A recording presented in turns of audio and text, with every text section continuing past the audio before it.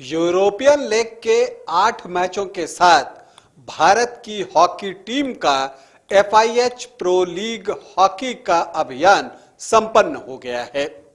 European league में भारत ने कुल 8 मैचेस खेले, ग्रेट ब्रिटेन, बेल्जियम, नीदरलैंड्स और अर्जेंटीना के साथ। इन 8 मैचों के बाद भारत FIH हॉकी के किस पोजीशन पर है पॉइंट टेबल में, आज बताऊंगा। साथ ही बताऊंगा कि इस यूरोपियन लीग में जिसमें टीम लंदन और नीदरलैंड गई और वहां पर मुकाबले खेली, उसके बाद भारत को और किन चीजों पर काम करने की जरूरत है और कोच बदलने के बाद टीम की रणनीति में क्या फर्क आया है।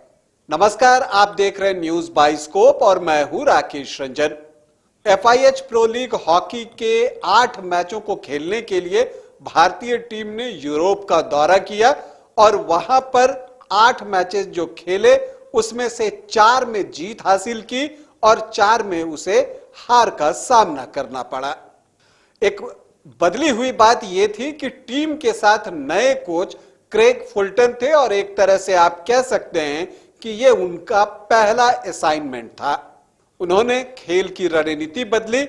वो भारतीय हॉकी टीम जो ऑल अटैक की हॉकी खेलती है, उसने जो है हॉकी में एक नई रणनीति अपनाई जो कि फुलटन स्टाइल है, और वो है डिफेंड टू अटैक। मतलब डिफेंड करो किसके लिए? अटैक करने के लिए। तो उस रणनीति पर टीम कहां पहुंची है इस पर भी हम बातचीत करेंगे, लेकिन हम आपको बता दें कि FIH हॉकी प्रो लीग के पॉइंट टेबल में भारत अभी भी टॉप पर है। लेकिन जो बात है, भारत ने 16 मैच खेले हैं FIH हॉकी में और उसमें जो है उसके कुल 30 अंक हैं। तो वो पहली पोजीशन पर है। दूसरी पोजीशन पर ग्रेट ब्रिटेन की टीम है जिसके कि 26 अंक हैं 12 मैचों में, और ऑस्ट्रेलिया 19 अंकों के साथ तीसरी पोजीशन पर है 13 मैचों में। तो भारत ने अपने कोटे के सारे मैच खेल लिए हैं, 16 मैच खेल लिए हैं, तो बाकी टीमों के मैच बचे हैं।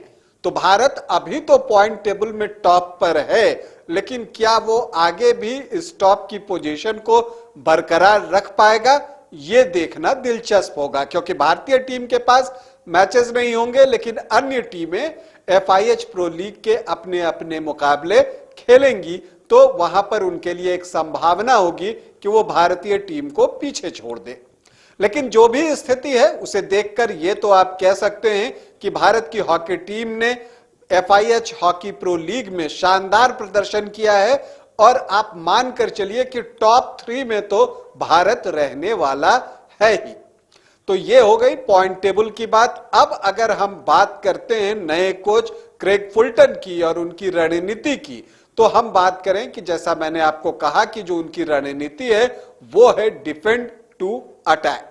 तो डिफेंड टू अटैक के लिए रणनीति सफल हो, उसके लिए यह जरूरी है कि आपको कुछ चीजें करनी होंगी मैदान पर। पहली बात तो यह है कि आपका डिफेंस इतना मजबूत होना चाहिए कि वो दूसरी टीम को अपने सर्कल के अंदर पेनिट्रेट न करने दे, अपने डी के अंदर पेनिट्रेट न करने दे। लेकिन अगर हम यूरोपियन लीग का उदाहरण देखें और जो भारत ने 8 मैचेस खेले हैं जिसमें से कि 4 में जीत हासिल की है और 4 में हार का सामना करना पड़ा है उसे, उसमें उन 8 मैचेस में भारत ने कुल 19 गोल खाए हैं, जिसे कि आप कह सकते हैं कि रणनीति के हिसाब से इसमें अब सुधार की जरूरत है। क्योंकि अगर आप इतने गोल कंसीड करेंगे तो फिर आपके लिए परेशानी आगे बढ़ने वाली है। तो इसलिए डिफेंड टू अटैक करने के लिए आपको डिफेंस को बहुत स्ट्रांग रखना पड़ेगा। दूसरी बात यह है कि जब आप डिफेंड टू अटैक की रणनीति अपनाते हैं तो आपको काउंटर अटैक्स करने होंगे। मतलब जवाबी हमले जो है करने होंगे, और वो भी बहुत तेजी से, तभी इसका फायदा आपको मिलेगा। बेल्जियम के साथ जो मुकाबला भारत ने जीता था बड़े अंतर से 5-1 से, उस मुकाबले में आपने वो काउंटर अटैक देखा है। या अर्जेंटीना के खिलाफ जो मुकाबला भारत ने पहला जीता था, वहां पर अभिषेक का काउंटर अटैक आपने देखा था। तो उस तरह के काउंटर अटैक की जरूरत है। लेकिन अभी ये इक्के दुक्के ही आए हैं, तो इस पर भी वर्क करने की जरूरत है। तो जो दूसरी चीज है कि डिफेंड टू अटैक की रणनीति को सफल करने के लिए, उसके लिए जरूरी है कि आप काउंटर अटैक बनाएं। इसके बाद अगर हम बात करें तो आपको पेनल्टी कॉर्नर अर्न करना होगा। यह भी डिफेंड टू अटैक की रणनीति को सफल बनाने के लिए जरूरी है कि आप पेनल्टी कॉर्नर ज्यादा से ज्यादा अर्न कीजिए। लेकिन अर्जेंटीना के साथ जो आखिरी मुकाबला हुआ भारत का, जिसमें भारतीय टीम ने 2-1 की जीत दर्ज की और FIH हॉकी प्रो लीग के अपने अभियान का समापन किया, उस मैच में जीत के बावजूद भारतीय टीम एक भी पेनल्टी कॉर्नर अर्न नहीं कर सकी।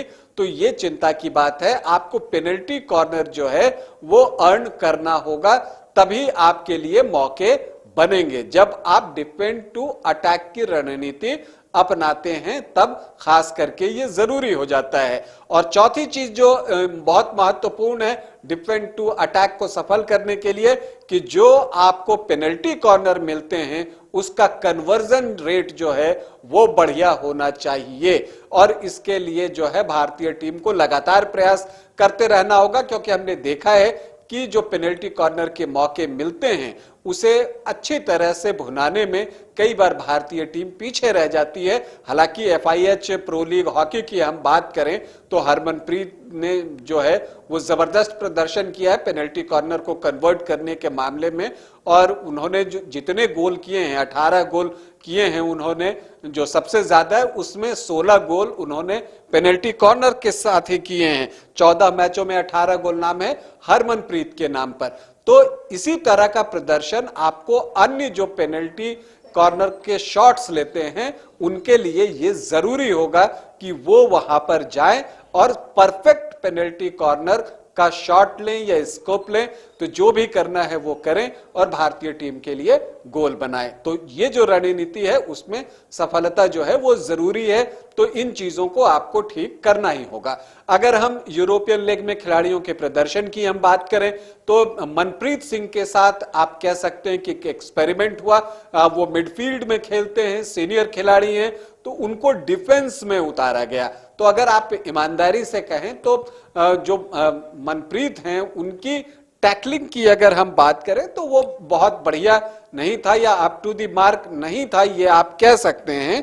लेकिन जो उनकी पोजीशनिंग थी ना वो बहुत सही थी। और चूंकि वो मिडफील्डर रहे हैं तो डिफेंस से काउंटर अटैक कैसे बनाया जाए ये बात वो जानते हैं। तो ये चीज एक परफेक्ट बात आप कह सकते हैं मनप्रीत के लिए।